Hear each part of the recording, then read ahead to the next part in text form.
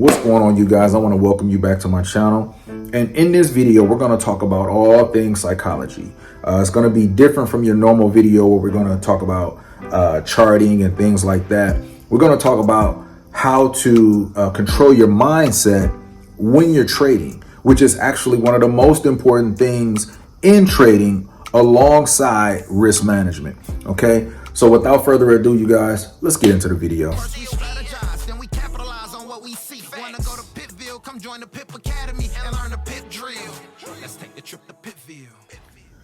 All right, you guys, so welcome back. Hey, if you guys haven't hit that subscribe button, go ahead and hit the subscribe button, hit the notification button. That way you guys can be notified as soon as you get videos like this and we drop videos. Okay, so now let's go ahead and get into it. Tip number one, greed.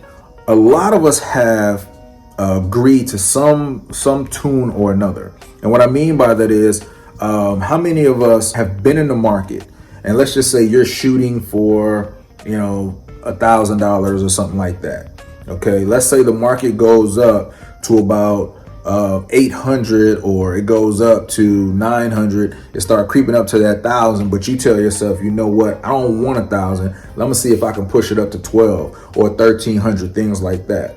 Instead of you taking your targeted amount, your greed is overcoming you and you decide to get more, and then the market end up tanking the other way, taking you out. And now instead of you having $1,000, price is down there and it's like at $50 and stuff like that, constantly going in the negative. And now you're hoping and wishing that price will go back up, but it ended up stopping you out. Another form of greed is where you talk to somebody about Forex. What's the first thing they say? How much money can I make in 2 months?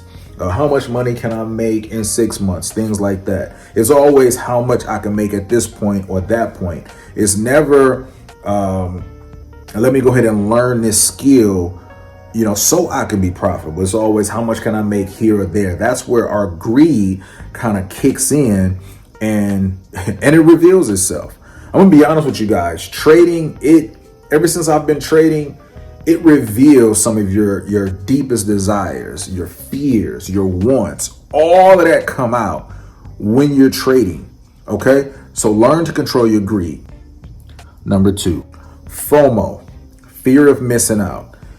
This is one of the things that I struggled with when I first started. A lot of times, let's just say you're looking at a specific pair and that pair is all the way down at somewhere where it's like the all-time low or it's at an all-time high or something like that.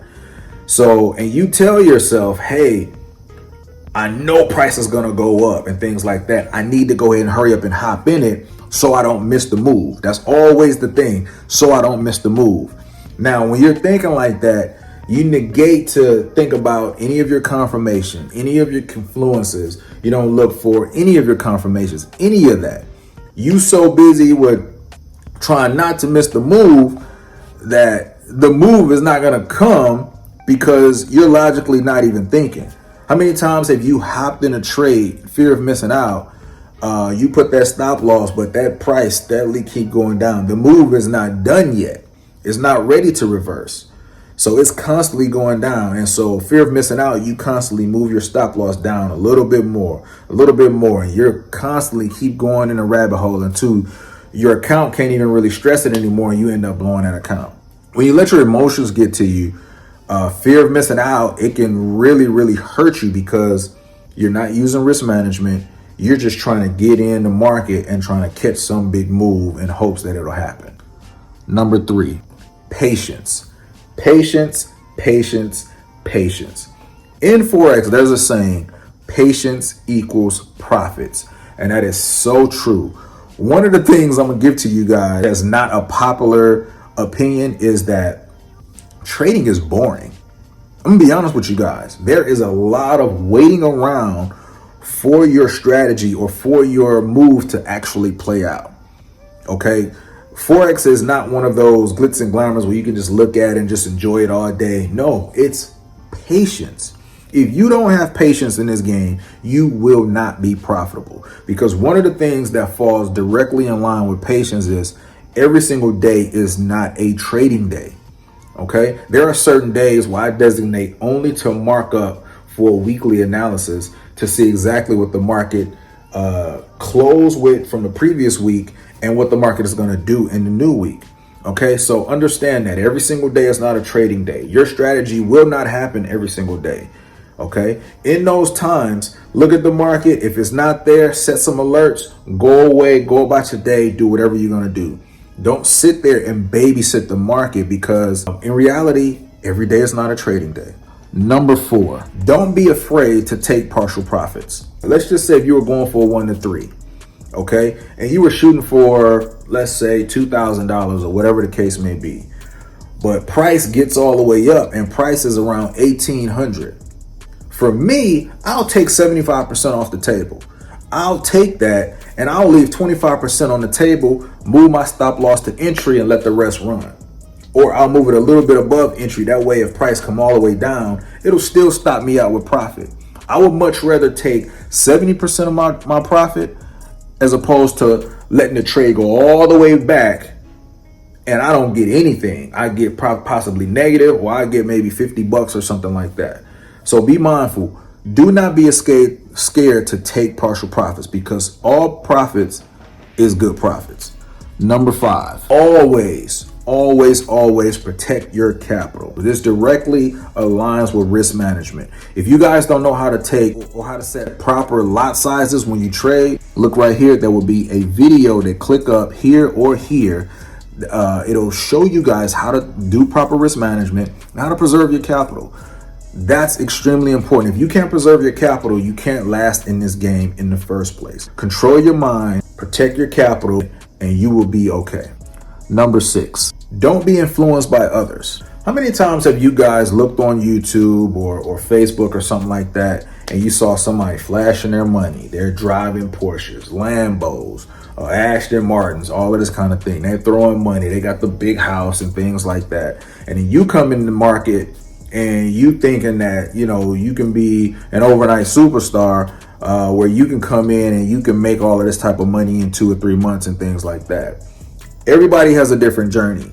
Don't let that influence you. Or somebody saying, hey, go ahead and hop in the market. It's going up. It's doing this. Or, hey, come get these signals. You know, I can guarantee you profits, things like that. Trust your own analysis. Study to show thyself approved. That's in the Bible. Study to show yourself approved. Okay? Don't let anybody else's journey influence yours. You can use that for motivation, of course.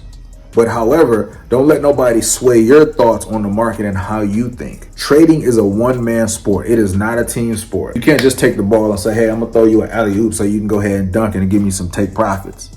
It don't work like that at all. Okay? So just make sure you understand that your journey is your journey. Their journey is their journey. Everybody's journey is unique. So don't be influenced by others in that regard. Number 7, do not revenge trade. Revenge trading is one of the things that was my Achilles heel when I first started trading. Let's say I took a trade and I lost that trade. So for me, I used to say things like, man, I cannot get out of the market until I make this money back, because that money, it had some type of emotional attachment to me. So I would get back in the market and then I would take a lot size that's just way bigger than what I'm supposed to do, in hopes that the market will come up just a little bit, just to get me back to where I was and I can get out the market. You get in the market and you're not making rational decisions. So you get in the market so emotional and so driven on trying to get your money back that you don't look at any confirmations, you don't look at any confluences. And so you're not thinking clearly, and you're emotionally trading and you're revenge trading, trying to get that money back, which will ultimately allow you to blow your entire account.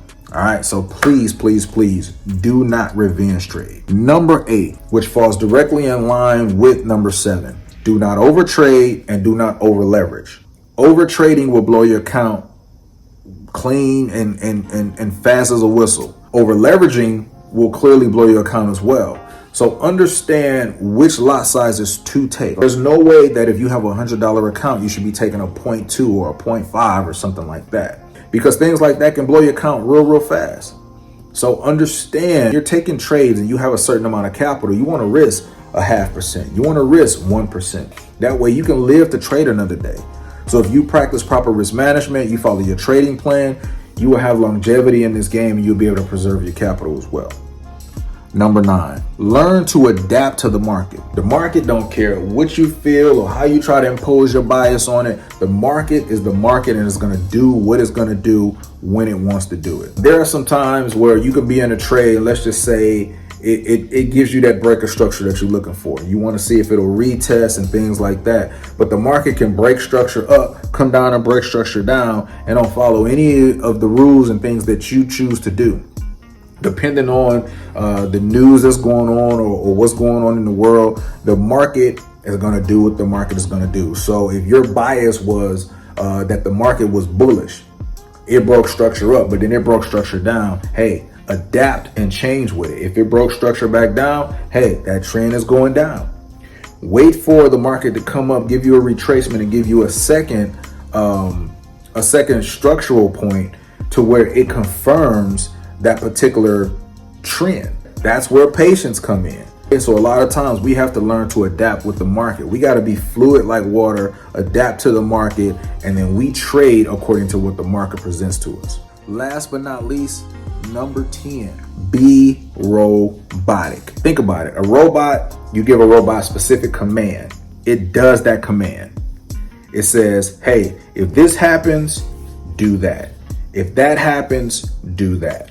That's where our trading plan comes in. Our trading plan gives us a blueprint and a set of rules that says, if this happens, do this. If this happens, do that. It takes the emotional side out of it. We don't necessarily want to be emotional when we're trading.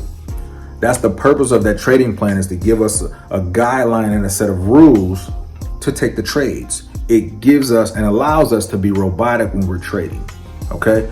Hey, you guys, I want to thank you guys for rocking with me. I hope this video blessed somebody. If not all of the tips, I hope maybe just one tip would help you in your psychology journey. Hey, learning to control your mindset, understanding how the market works, being patient, not over leveraging, using proper risk management, all these things we have to understand, and how to master our psychology and how to be a profitable trader. Hey, I'll see y'all on the next video. Come join the Pip Academy and learn the Pip drill. Let's take the trip to Pitville.